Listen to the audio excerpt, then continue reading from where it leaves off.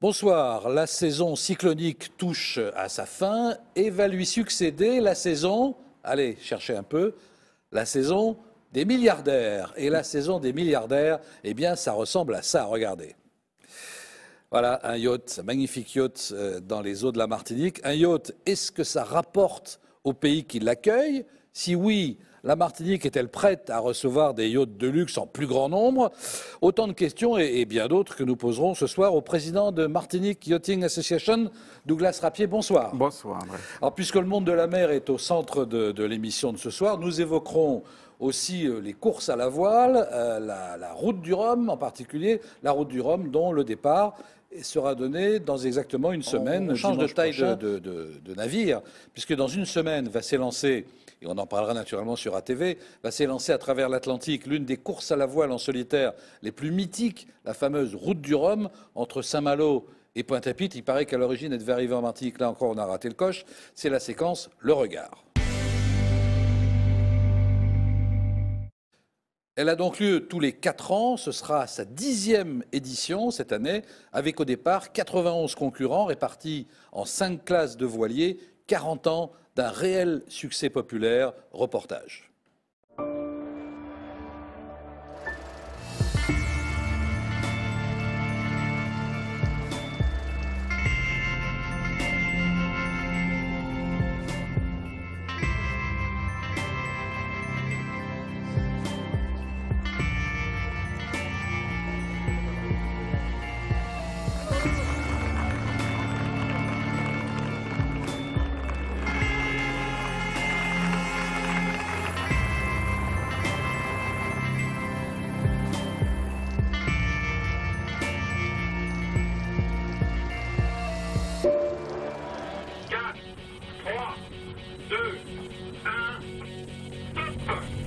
Départ pour la route du Rhum, on départ.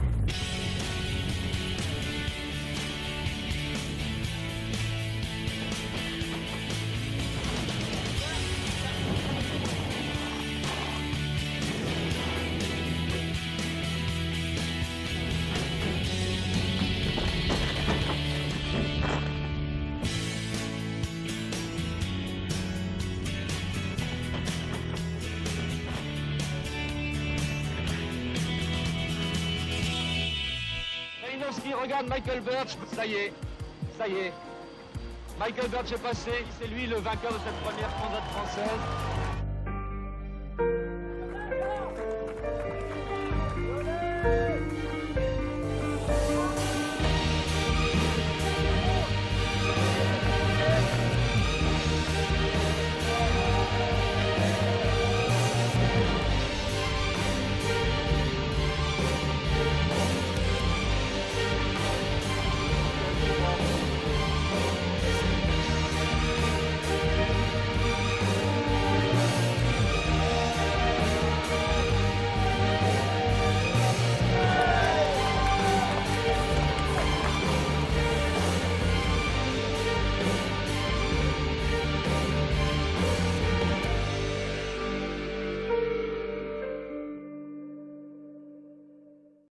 Un élu martiniquais me disait récemment que ça sont des aventures personnelles. Quand on voit la foule à l'arrivée, la foule des Guadeloupéens à l'arrivée à Pointe-à-Pitre, on dit que c'est quand même une grande fête populaire. On a vu aussi le départ à Saint-Malo sur ces images. Est-ce qu'on peut regretter, Douglas Rapier, que cette course n'arrive pas en Martinique?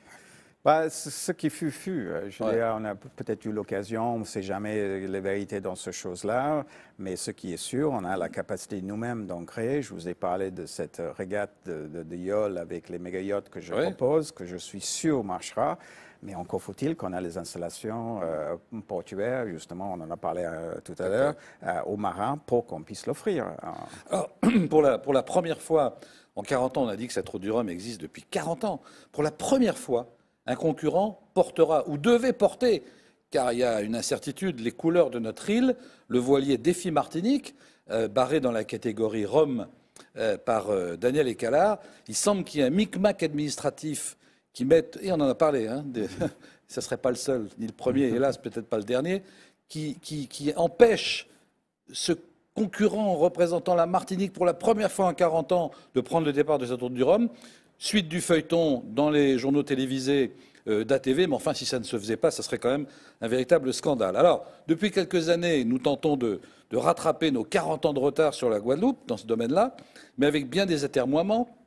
On en parle après ce reportage démontrant l'intérêt que peut avoir une course au large. Regardez.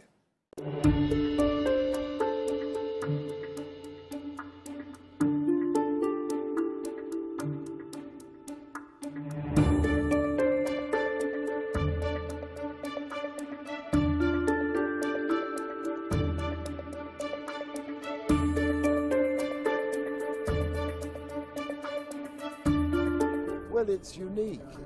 It's the only French race that's been going for more than 30 years. It's a very well-established race. It's an interesting race. It has interesting weather tactics. Le mythe est l'avoir passé sous mes fenêtres à Saint-Malo tous les 4 ans. Et le rêve et l'envie qui montent d'édition en édition, enfin les 2 éditions que j'ai vues et que je me souviens surtout. Et puis le mythe et l'effervescence et l'ambiance le jour du départ sur l'eau de tous ces solitaires qui partent. J'ai toujours envie de gagner. Moi, je ne prendrais pas les départs de course, on ne passerait pas le temps qu'on y passe si on n'avait pas envie de gagner. C'est le but, c'est le plaisir qu'on a à naviguer sur ces bateaux, c'est plein de choses aussi. Non, quand on pense Rome, quand on fait du bateau à voile et pas seulement, évidemment on sait qu'on touche du doigt quelque chose d'assez unique, qui heureusement ne se répète pas tous les jours, mais seulement tous les 4 ans. Donc il y a une certaine patience, il y a aussi une certaine amnésie qui fait qu'on y retourne, heureusement. Il y a beaucoup de bateaux, 80 bateaux au départ, c'est énorme, et forcément des petits bateaux, des grands bateaux, des bateaux à 3 coques, des monocoques, des vieux, des jeunes, des femmes, des hommes. Enfin voilà, il y a toute cette diversité, et je pense que ça fait la richesse de la course au large d'une manière générale, et donc aussi la richesse de cette route du Rhum.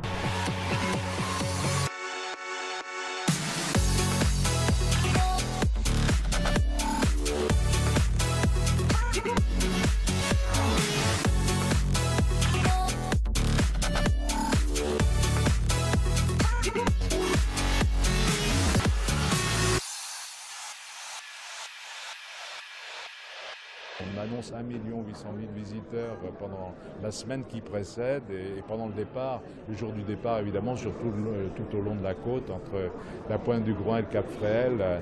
Oui, les gens arrivent, viennent. Il y a une chaleur populaire très nette qui accompagne cette course. C'est la raison pour laquelle il est vraiment important que la région Guadeloupe l'ait repris et qu'elle veille à la pérennité de cette course. C'est une espèce de route traditionnelle, mythique, depuis l'époque des corsaires où ils partaient dans les Caraïbes. Et aujourd'hui, effectivement, je pense que pour la Guadeloupe, pour les paysages de la Guadeloupe, le tourisme de la Guadeloupe, c'est un moment tout à fait important.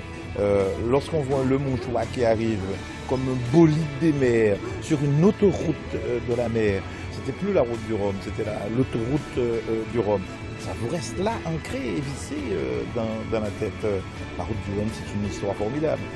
Ce sont des défis fantastiques lancés à soi-même, mais aussi aux autres. Et donc, on a voulu s'associer avec Benduic pour cette 10e édition.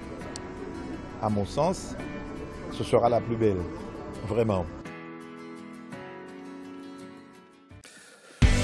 Il a tout compris, hein, Victor Allurel. Alors en Martinique, on a lancé la Transat Bénodet-Fort-de-France, qui n'a duré qu'une seule fois, si j'ose dire. On l'a aussitôt remplacé par la Transat Bretagne-Martinique, qui disparaît également, remplacée en janvier prochain, ça c'est une information, par la Panerai Classique. Panerai, c'est une marque très célèbre, marque italienne de montres. La Panerai Classique, entre les Canaries et Fort-de-France. Ça devrait vous ravir, Douglas, car il s'agit là d'une course de yachts à voile, mais des yachts à voile parmi les plus beaux du monde.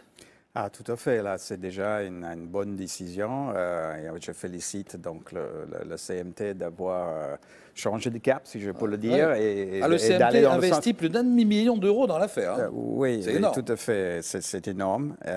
Mais voilà, ça le mérite. On aurait un beau spectacle, une 13 voiliers, je crois, dans la baie de Fort-de-France. Parmi les plus beaux voiliers du monde, hein, les plus gros, les plus beaux. Tout à fait, ça attire du monde. Dans une des plus belles baies du monde. Voilà. L'idéal, c'est de les avoir suffisamment proches pour pour que les gens puissent, je ne dis pas les toucher, mais puissent les côtoyer avec les yeux réels. Et d'ailleurs, il y en a plusieurs qui ont déjà réservé leur place à la Marina du Marin, parce que aussi, quand les bateaux régattent comme ça, ils ont besoin de réparation, etc. Et ça, ils trouvent Et quand on fait venir des beaux bateaux à la Martinique, l'image de la Martinique rebondit dans le monde entier. Ce que je cherche aussi à faire comprendre, c'est que quand on rentre dans ce monde-là, on a une publicité qu'on ne peut jamais acheter. Vous savez, quand un ami, vous visitez un pays et votre ami vous dit « va dans un tel restaurant », vous allez dans un tel restaurant. Dans ce monde-là, ils connaissent tellement de monde que quand Tiger Woods est allé se marier à la Barbade, c'est une publicité que la Barbade peut-être n'en avait pas besoin parce qu'ils sont tellement connus, mais c'est une publicité en or. Je veux dire, tout le monde veut être là où Tiger Woods était. Ça fait partie de l'intérêt humain. On aurait préféré voir Tiger Woods sur le green du golfe de l'Espérance. Voilà, exactement. Il porte bien son nom. L'espoir fait vivre. Merci Douglas et merci à vous tous de votre fidélité encore ce dimanche soir. À dans une semaine. Bonsoir.